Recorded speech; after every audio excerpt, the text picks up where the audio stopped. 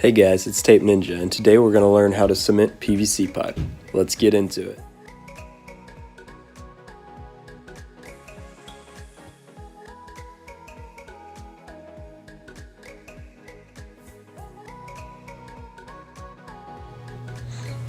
So first, you want to use the PVC primer on both pieces of PVC that you are going to connect. Next, you are going to do the same with the cement.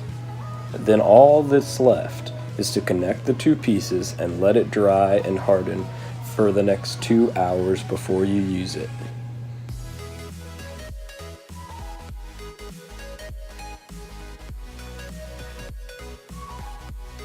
Thanks for watching, guys. If you like this video, subscribe to Tape Ninja. Comment down below what you want to see me make next, and go ahead and check out my last video.